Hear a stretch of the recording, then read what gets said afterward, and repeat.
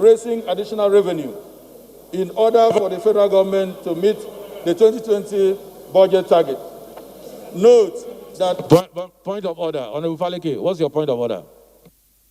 My name is James Abiodun Faleke. I'm raising a point of order on the motion being moved by my colleague because the issue is discussed is already an act of the National Assembly.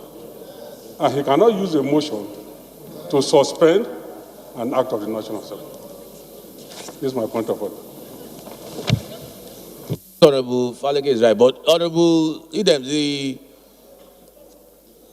Act of National Assembly, Honorable Faleke, does it have a commencement date? What is the commencement date?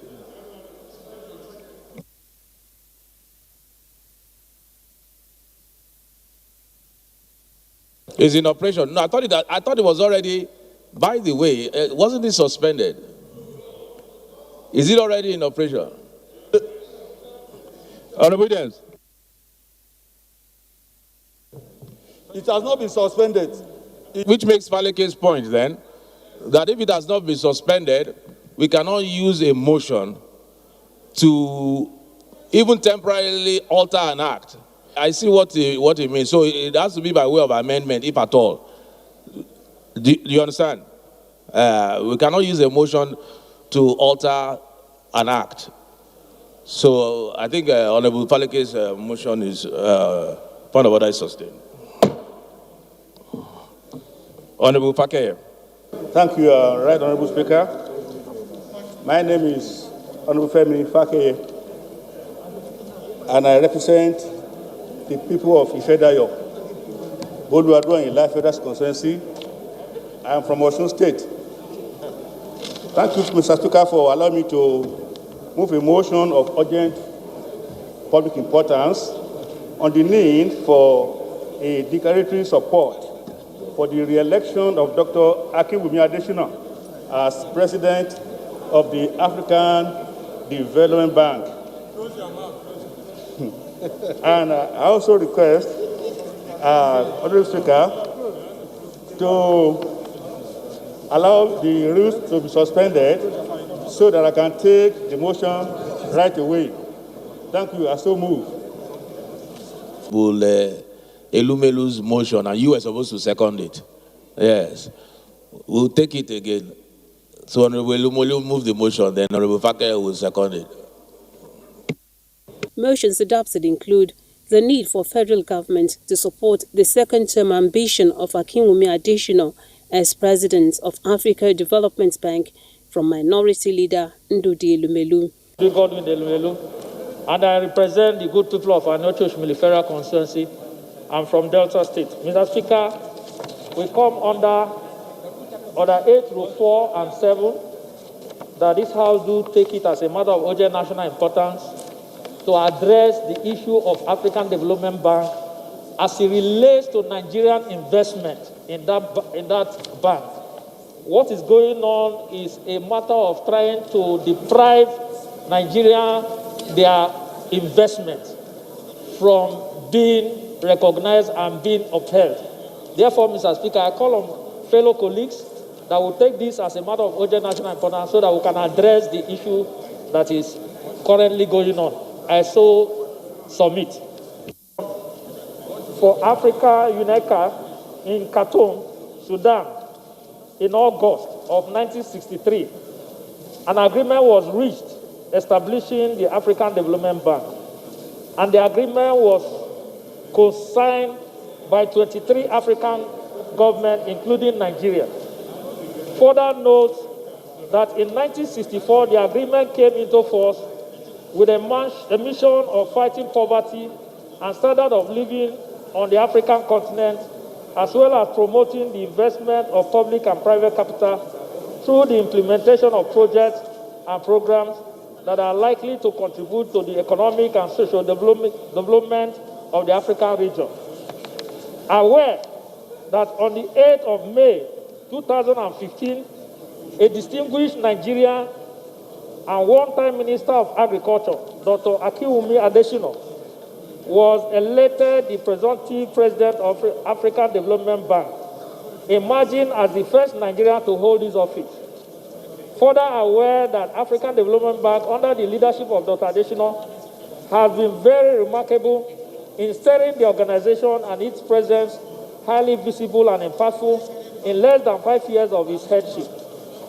Concerned that recently, a group of whistleblowers petitioned Dr. Adesina accusing him of 16 breaches of the bank code of conduct, some of which include private gains, impediments to efficiency, preferential treatment, and involvement in political activities, which Dr. Adesina has continued to deny. Further concerned that on investigation by the Ethics Committee of the Board of Directors, the allegations were found to be frivolous, unsubstantiated, lack merit, and therefore exonerated Dr. Adesina on all 16 allegations. The Chairman, Board of Governors, being satisfied that the committee had done a thorough job, having followed all known rules and procedures of the bank in handling such cases, declared Adesina exonerated. Worried that though the Ethics Committee of the Board of Directors followed established law governing African Development Bank in arriving at their decision in absolving Dr. Adesina of the allegations, the United States Treasury Secretary Stephen Mnuchin, in a letter to the chairperson of the bank, Niale Koba, rejected the verdict of the committee and called for the independent investigation into the allegations against Dr. Adesina, whose tenure is due for renewal, given the fact that he is the only contender to the office. Disturbed that this interference portends a grave danger to the independence and laws governing the establishment of this organization, and if not addressed, will be tantamount to undermining the hard-earned reputation of the bank. Troubled that this action may be an attempt to discredit Adesina from seeking another term at the helm of Africa's largest multilateral lender, former African leaders, in their wisdom, led by former President Olusegun Obasanjo, and signed by 11 other former African heads of state, and endorsed by 4 former African leaders, issued a press statement showing the grave danger it portends to disregard the laws governing an institution such as African Development Bank, as well as stating in clear terms that no nation, no matter how powerful, has a veto power over the African Development Bank. Further trouble that if this sort of witch hunting and unnecessary harassment is not put to check and discouraged, it may become a recurring decimal, thereby destabilizing the stability the bank has enjoyed for decades and the intended results of the steady decrease. They have therefore resolved to urge the Board of African Development Bank to halt all further investigation of the President, Aki Adesina, and let the rule of law prosper. 2, that this House do endorse Dr. Adesina's campaign for a second term at the helm of Africa's largest multilateral lender and wish him a stable tenure ahead. Thirdly, that this House do urge the federal government to call on all African leaders to intervene and rally around him and see to the end of this lingering crisis. I so move. The body of your motion spelled everything out. Just put some flesh, 1 minute, and then we'll move on, take any other. African Development Bank, when Dr. Adesina took over, the paid-up capital was $93 billion. But within the space from 2015 to date, Dr. Adesina was able to increase the paid-up capital to $208 million. But not only that, Mr. Speaker, Dr. Adesina has succeeded in protecting the interests of Africans as it relates to agriculture and other investment that is very endearing to the African continent. And Dr. Adesina has brought to bear the independence of the African Development Bank, making sure that nobody interferes with the affairs of the African continent. And this has not gone down very well with some other Western countries. And that informs why they are trying all possible best to stain his image. And given that he has another 5 years, ending the 5 years that he's currently operating on, the issue of now being reconfirmed for another 5 years is what is bringing all this in about. And some Western countries are trying to stop him, trying to stop Nigeria from enjoying that position. And this is why we feel that this House owes it as a duty to stand up and be heard as it relates to this issue that is lingering on. And Mr. Speaker, Dr. Adesina was a former Minister of Agriculture who distinguished himself very well in the course of his steering the affairs of Agricultural Ministry.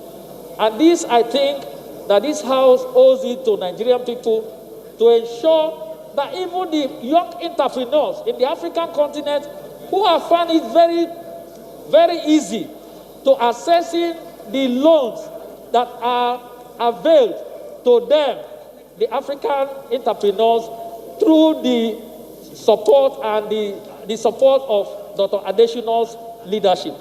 And these are the things that are making it difficult for them to appreciate him.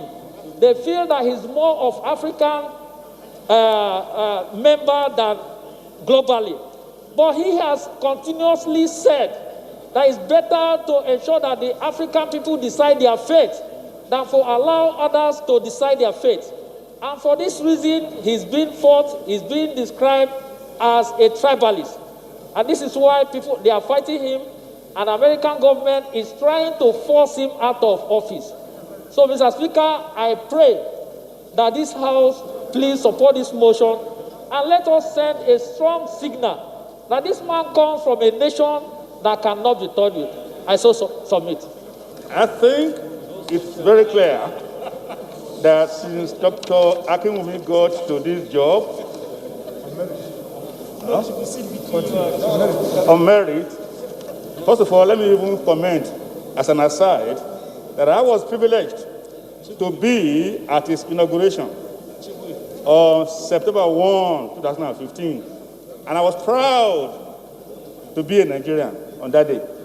And the guy has not lost sight of his assignment since he got there.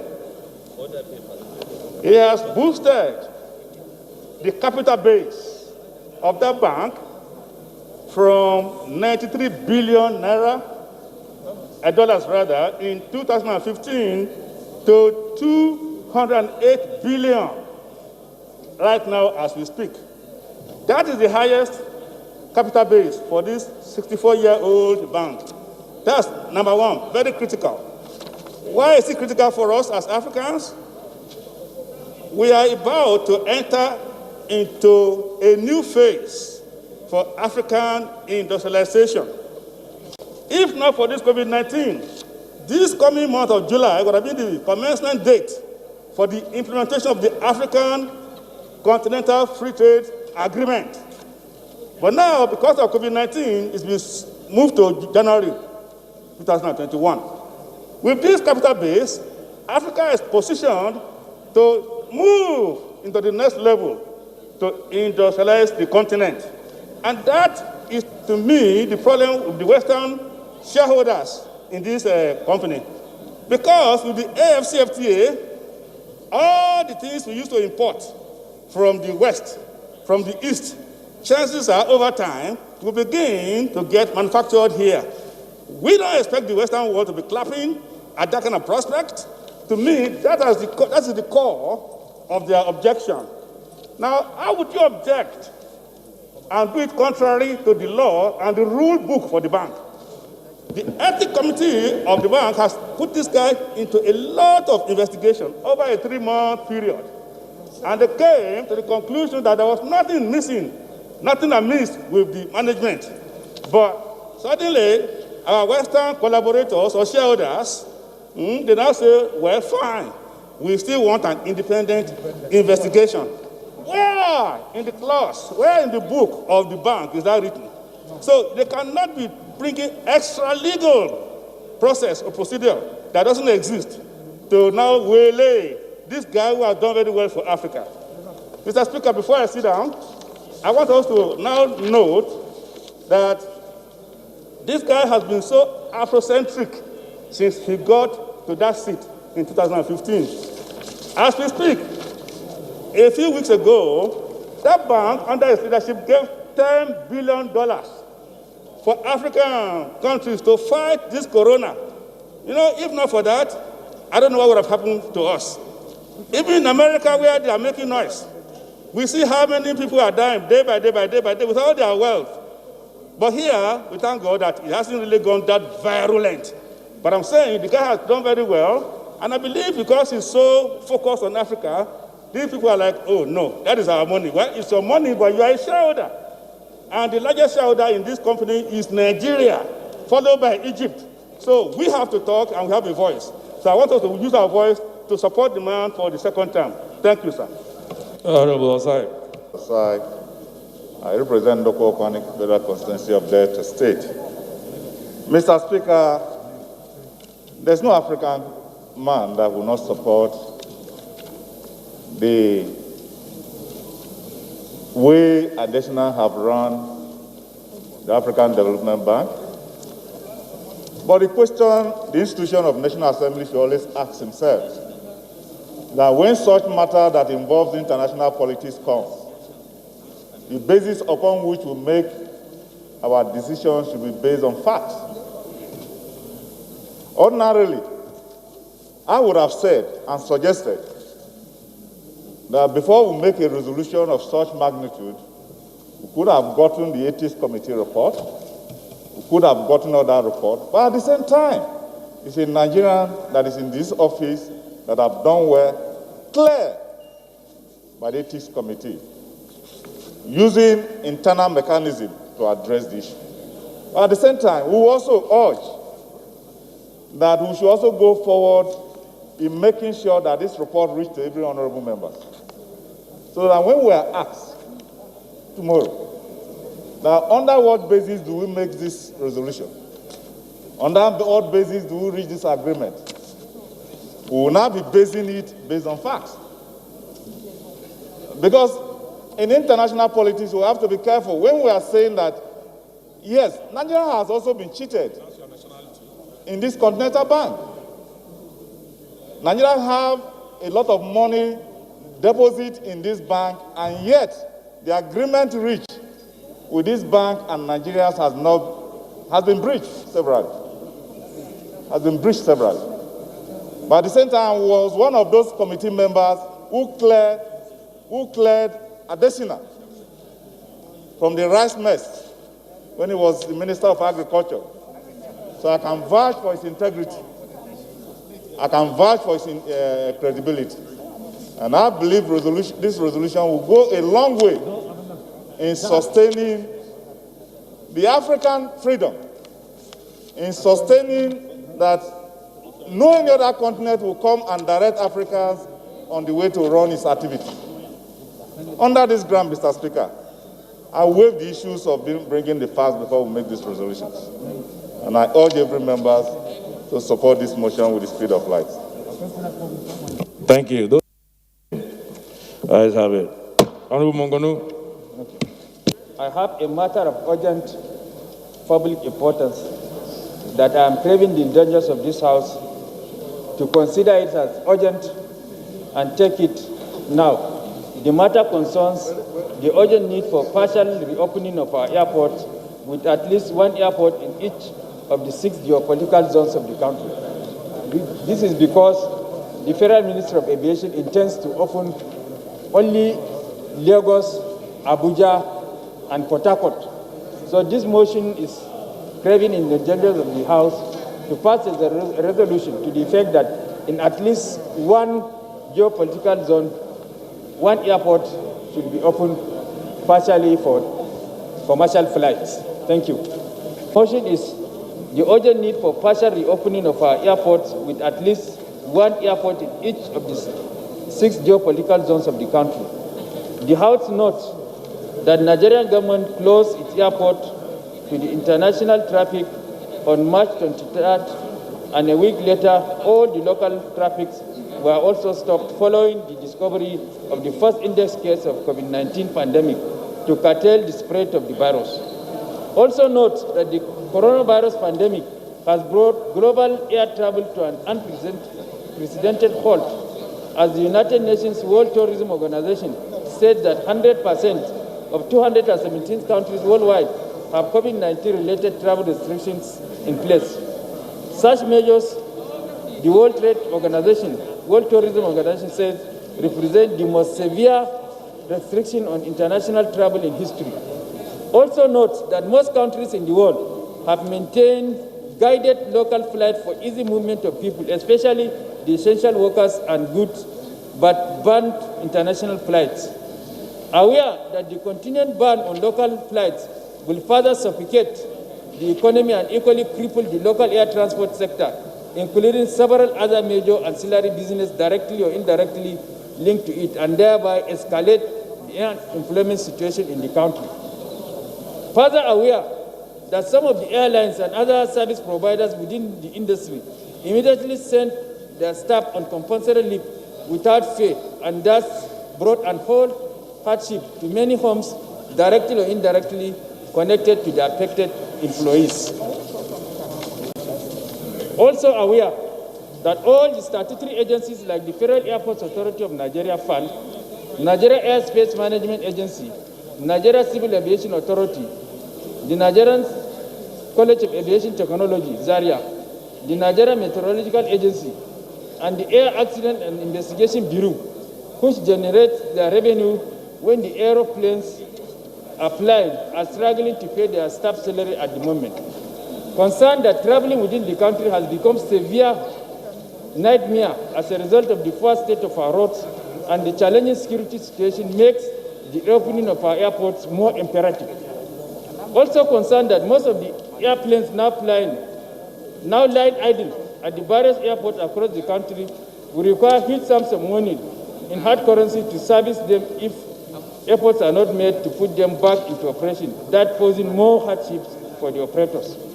And the prayers are, the House urges Mr. President to immediately direct the Presidential Task Force on COVID-19 and Ministry of Aviation and its agencies to commence local flights beginning with the opening of at least one airport in each of the 6 geopolitical zones to give all zones a sense of belonging and ensure equity and fairness. Urges the federal government to direct relevant agencies of the Ministry of Aviation to develop acceptable standard operating procedure that will be in tandem with the Nigerian Center for Disease Control for the airlines and workers. Further directs Federal Airports Authority of Nigeria FAN and Nigeria Civil Aviation Authority to ensure that airports and aircrafts are routinely disinfected promptly. Mandates the House Committee on Aviation, Legislative Compliance and Ad hoc Committee on COVID-19 to monitor compliance and report back to the House within 2 weeks for further legislative action. I so move. Straightforward motion, and I think all Honorable Mongono is asking for is that instead of opening 1 or 2 airports, we should open airports in 1 per zone. Those in favor, please say aye. Those against, please say nay. Ayes have it. Honorable Fakaya, what's your motion, please? I remain Alhaji Mohammed Omar Bio. I represent the entire people of Barutin and Kayama Federal Constituency. Mr. Speaker, distinguished honorable colleagues, I am from Kwara State.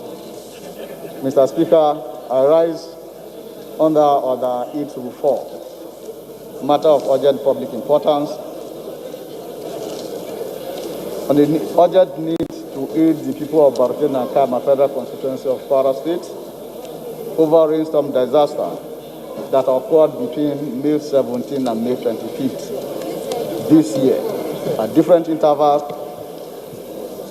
Honorable Bio, please move that we suspend our rules to allow you to take this. This is a third motion of urgent public. It's against our rule. Those in support that we suspend our rules to allow us to take yet another motion of urgent public importance, please say aye.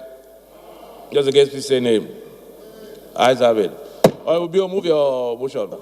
Remain Mohammed Omar Bio. I represent the entire people of Barutin and Kayama Federal Constituency. Mr. Speaker, I am from Kwara State.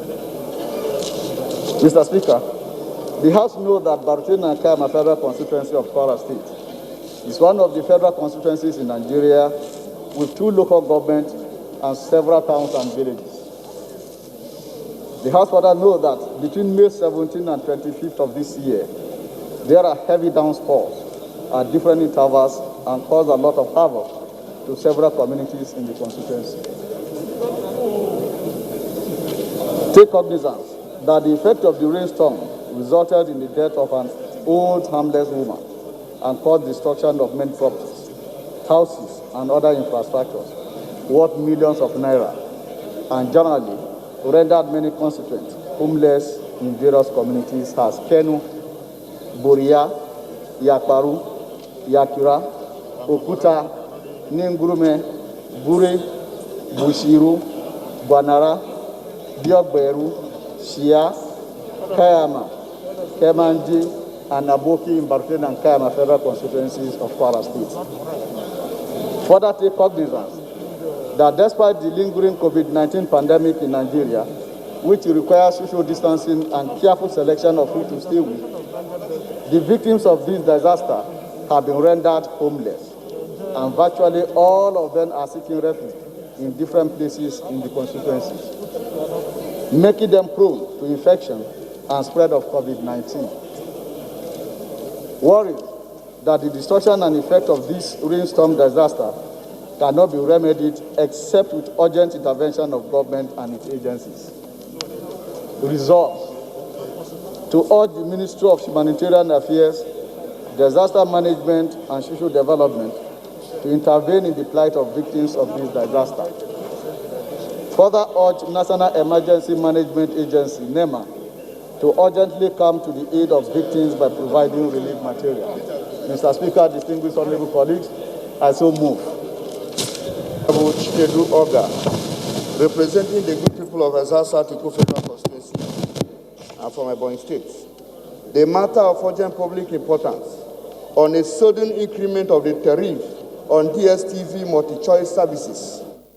Mr. Speaker, note that DSTV multi-choice have increased their tariff up to 15% in all the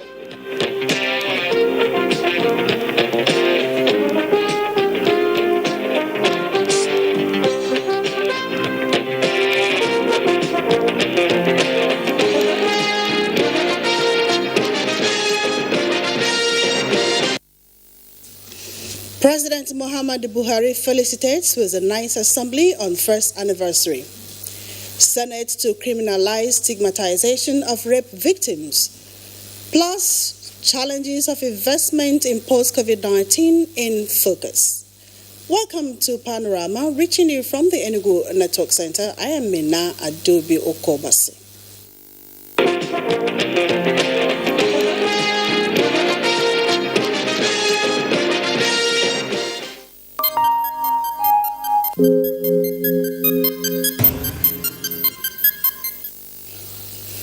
First on our lineup today on Panorama is COVID-19 update.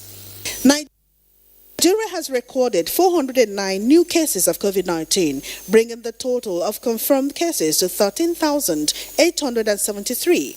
Lagos State still maintains the highest cases of COVID-19 with a total of 201 cases, followed by FCT with 85 cases. Delta State has 22 cases, Edo 16, while Nasarawa, Borno, and Kaduna have 14 cases each. Bauchi 10 cases, Rivers 9, while Enugu and Kano have 5 cases each. Also, Ogun and Ondo have 4 cases each, while Bayelsa, Kebbi, and Plateau have 2 cases each, pegging the current cases of COVID-19 cases in Nigeria at 13,873, with 4,351 discharged cases and 382 deaths.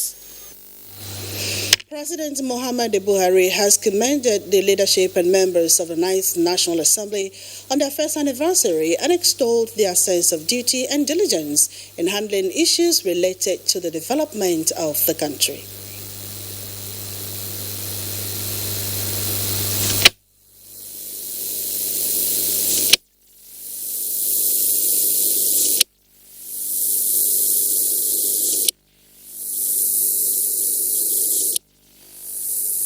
who commended the vision, courage and patriotism of the National Assembly, in a statement noted the zeal at which members process bills that directly impact the welfare of Nigerians and how they courageously find common grounds to move the country forward.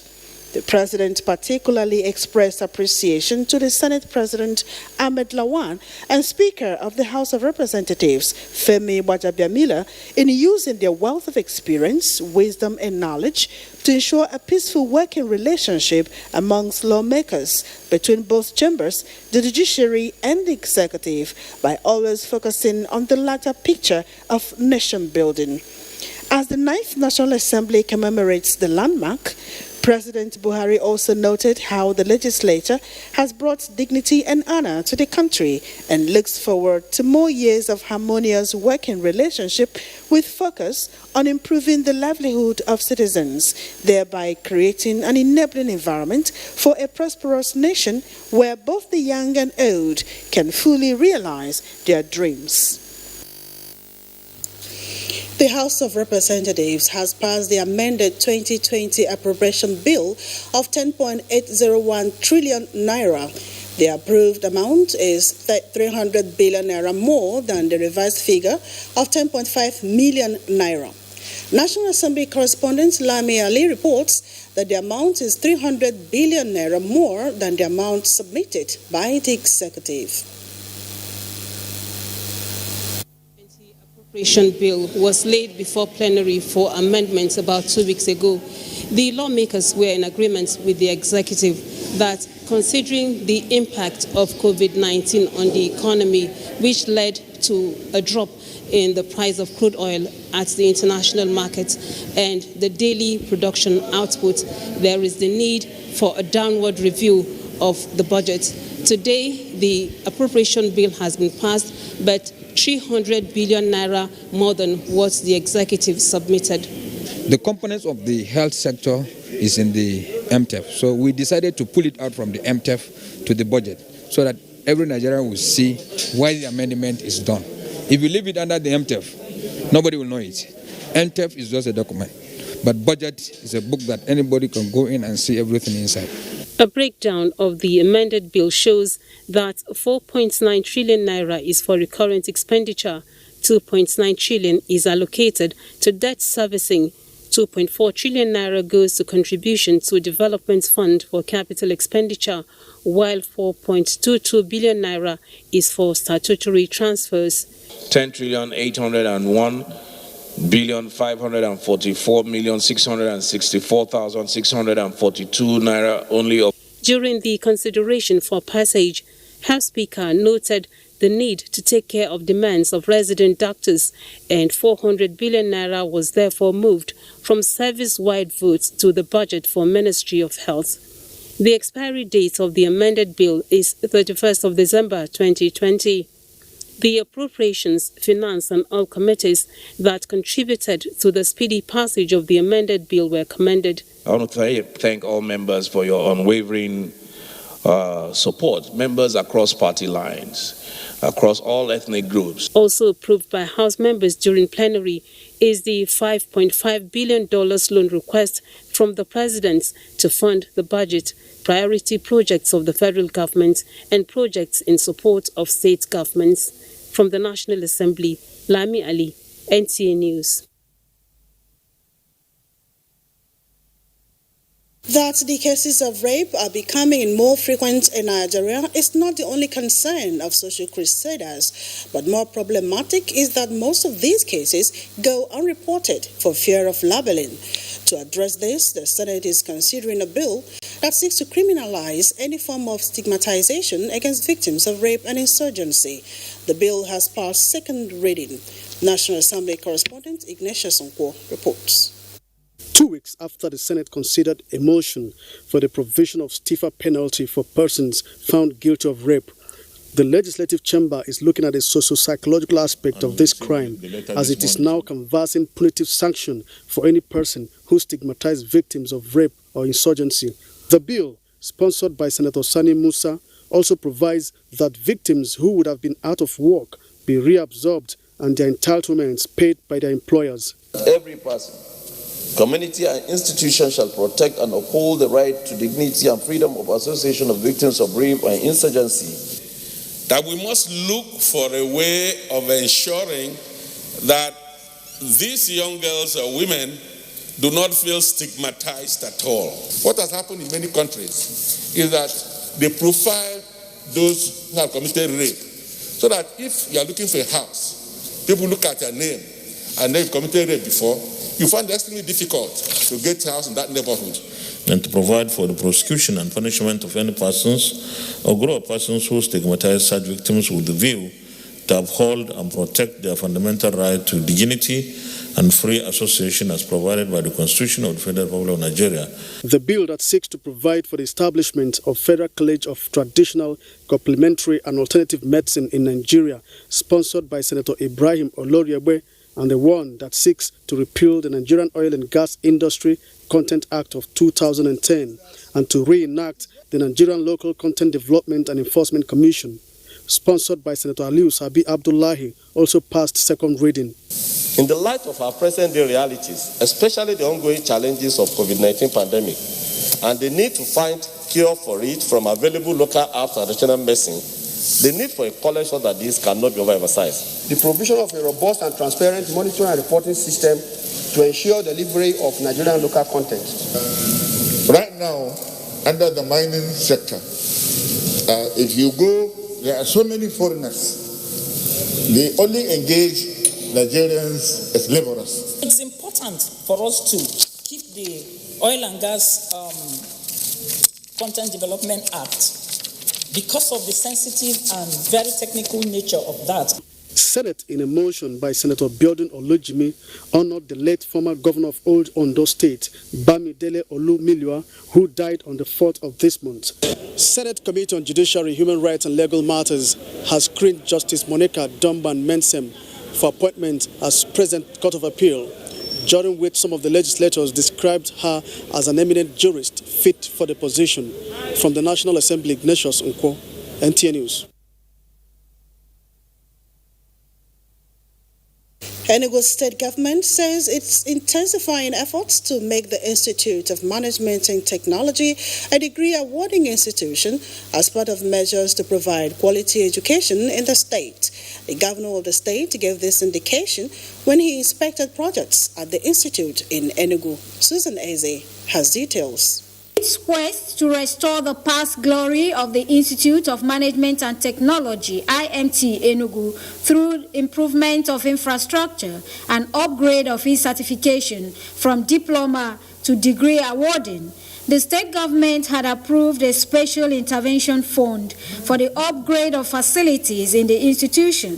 Some of the projects nearing completion include a medical center, a registry for documentation, modern conveniences, among others. Funds were also approved for the institution to pursue the reaccreditation of 41 academic programs. Other works in progress include the rehabilitation of internal roads, renovation of the administrative and other blocks.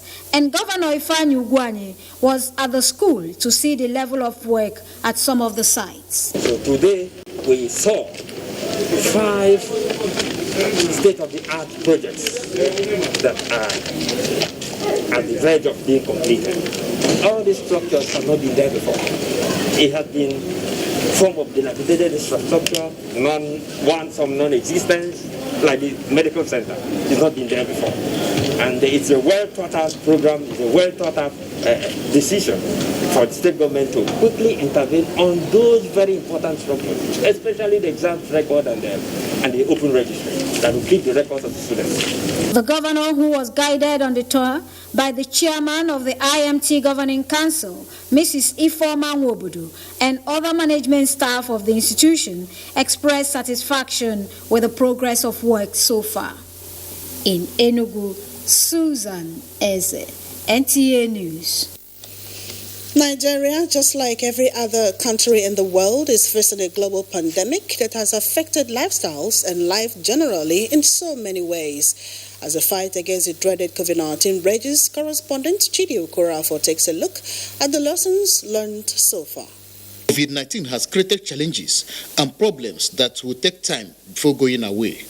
However, what can be done to cope with the situation is for one to be conscious of it, remain vigilant, and adjust their lifestyles in order to face the magnitude of the challenges. A cross-section of residents of Enugu Metropolis spoke to NTA News on the lessons the COVID-19 pandemic has taught them. It has taught us now that everything that every human being requires, how to live his life in a very good manner.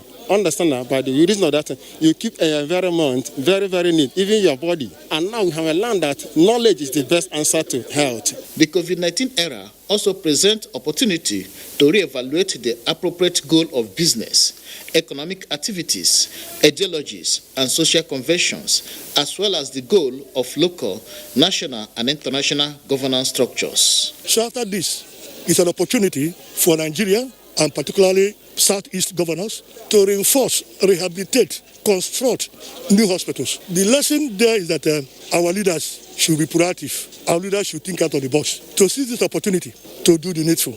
Most of the respondents are hopeful that life will return to normal once the virus is defeated. The question is when, but only time shall tell. In Enugu, Chidi Okrafo, NTA News. Let's take a short break here. Panorama continues in just a moment. Stay tuned.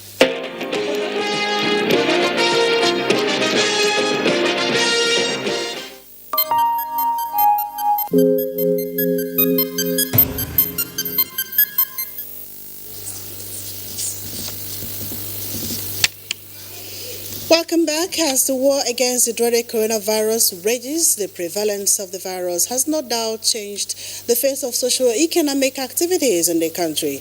With more people adopting new ways of conducting their businesses, correspondent Amechi Pius examines challenges and areas of investments in the country post-COVID-19. It's a virus that has taken the world by surprise, one that has forced nations of the world, including Nigeria, to evolve strategies to check the spread of the coronavirus. Economic and social activities have been grounded with government introducing measures to tackle the disease. Businesses both in the formal and informal sectors have been under lock and key, except for those who provide essential services such as food, health, security, and the environment. Part of government protocol is social distancing, washing of hands, and use of face masks and sanitizers. All of these have made it difficult for most businesses to operate effectively. One area that has become most viable in the precarious situation is the use of the internet. Virtually all business conduct online transactions, which experts say brings to the fore the need for operators to deepen their digital capacity to be relevant in the new business environment. Going forward, we don't have to pay your rent again. The size of personnel that you need will drop. So while you spend money here, you may gain money from the other side. The other one again is that you may suddenly discover that your market has actually expanded. Beyond just selling to Enugu market, you are now selling to the whole world, not just even to Nigeria. So yes, we've lost your local market a degree, but you have expanded globally. What it means, therefore, is that more business owners in all sectors of the economy are fast catching up with the new trend of electronic transactions, thereby shrinking their human capital and development. Economic experts say has made it imperative for people to develop their entrepreneurial capacity to survive in the country post-COVID-19. Most micro small businesses are down. A good percentage of them will be out by the time we are through with COVID. The reason is because many of them deal with just live from basic cash and then survive on basic cash they get. And for 3 months, going to the 4th, most of them will not be back again. Those who will come back because of the nature of their businesses, especially if you're in the food angle or the health angle, or that you are lucky, maybe the state and the federal government are able to maybe bring in stimulus to help them to recapitalize and then go forward. And stakeholders are of the opinion that investment will be more in the health, agriculture, information and communication technology, as well as education sectors of the economy. In Enugu, Amechi Pius, NTA News. And taking a cue from that, our discussion was centered on challenges of investment post-COVID-19. And of course, our man and our guest is a past president of Enugu State Chamber of Commerce, Industry, Mines and Agriculture, a surveyor and developer, Mr. Ugochukwu Chime. It's good to welcome you to Panorama today, sir. Thank you so much, Nina. I'm sure you watched that report, but yes. Before we go on, let's take a holistic picture of what the general business environment is like, even right now that the country is battling with COVID-19. There has been a massive disruption in the way businesses are held and in the way most of the businesses are surviving. And that disruption have led to a lot of changes, some positive, some negative. We found out that some businesses that have been able to upgrade to IT platform in disseminating their information and reaching out to their clients were able to survive and manage better than those other companies that were dependent on physical contact. And that is why I see that globally, and even in Nigeria here, you find out that there has been a massive negative impact on the small, medium-scale industries that depended on low capital. They have had to use that capital which they had to fend for themselves in this period where they are now earning fresh income. And that is a massive area that government needs to look at because they are the higher percentage of the working class, the small and medium-scale enterprises. Okay. They have to depend on their capital to feed their family in this period. And it is also important for us to know that most of our activities heretofore we are dependent on that physical contact. We visit people to discuss, business, we visit. So what has happened that it has unveiled for us a need to move on with the technological age. And that is something that is quite positive in itself because we have also discovered that we can bury somebody without massive investment of funds on all kinds of expenditure. Okay. So these are some of the things that have unveiled to us, the changes that have come in. Okay, looking at what you just explained now, what are the challenges of investment that you have identified this period in this country? The most important challenge, I would say number one, is the fact that our legal infrastructure is not prepared for the technological advancements and other advancements we have in business. Mm-hmm. The regulatory framework for those businesses are not yet there. Where there are disputes between a bank, for instance, and somebody who made an electronic transfer, the current laws does not protect the customers of the bank. And that is also what you find in other sectors of the economy. If you pay somebody for goods and services and they didn't deliver electronically, you have further challenges in proving what has happened. Second area is where we found out that a lot of businesses don't have data that was necessary for them to be able to do their business. We have found out that data is so critical. You have to dimension the space that you're operating in. And we don't have data, and because we don't have this data, most of our members in the SEMA and other areas have had challenges of starting a business with high ideas, but discovering that the reality is that they have a very minuscule amount of patronage and they have to close shop. So we believe that these are two critical areas of challenge we have. Furthermore, is the area of the challenge we have in terms of financing. Okay. Most businesses are not receiving the required finance to take them to the next level of their operation. And I believe that if some of these areas are looked into, the area of the operating environment, institutional capacity, and then the issue area of data and the area of finance, we have a lot of creative young men and women who are out there willing to do business. Okay. All right, so the outbreak of coronavirus has, reinforced the need for businesses to expand their digital capacity. How do you react to that? Very good. So many of my friends, both within here and outside here, have upgraded. But one of the challenges we found out that also they are not aware of the risks also that are there in the digital age. The risk of hacking, the risk of somebody taking over what you have prepared, their data or other areas. So we have increased capacity to depend on the digital age, but also we're asking people, can we get the security experts, cyber security experts to advise us, because every new development has its own attendant risk. And that must be looked into. Okay. Moving forward post-COVID-19, what are the new, areas of investment you think that this nation should actually focus on? According to Maslow's theory of hierarchy of need of man, it is about food, clothing, shelter. So, health, agriculture, there are low-hanging fruits. Education, low-hanging fruit. Housing, low-hanging fruit. And then services industry. That has blossomed over quite some time. You find out that we have to look at what the people need, because we are solution carriers as investors. If you are carrying a solution, it must be the solution that the people need. Okay. And that is how we have to dimension the behavioral changes that have occurred. Okay. Dimension also what people are going to look for. How do we serve them better? Because we are paid for the services we render in our goods and services. Okay. So I think that what will happen is that these various sectors, we need to sit down, brainstorm, and then collaborate in finding out and doing a proper feasibility studies. What has changed? Because a lot of changes have come in. We need to look at what have changed and how can we manage that change in a more proactive way. Okay, still talking about change, how do you expand our digital base to promote electronic services? There is an urgent need for us to understand what has happened. An expansion of it will mean our getting the experts in that field to come and talk to us and find out how we can now use technology to do a lot of things. Few days ago, the Vice President of this country commissioned a project in Benue State electronically. Okay. So we have to change our mindset in order to adapt to what we need to do. Before I let you go, Surveyor, what lessons do you think that we have learned during this period? The greatest lesson is that we have been lukewarm to the changes that is taking place globally, and that is the greatest factor.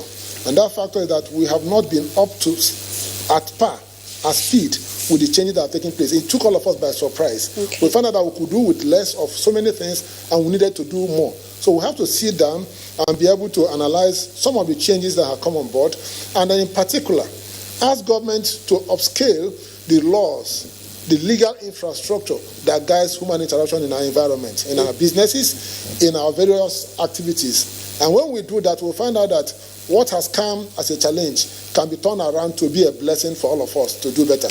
Mr. Ugochukwu Chime, I want to thank you so much for your presence today on Panorama. Thank you very much. Thank you. All right, to be speaking with the past president, Enugu State Chamber of Commerce, Industry, Mines and Agriculture, ESIMA, Mr. Ugochukwu Chime, a surveyor and developer.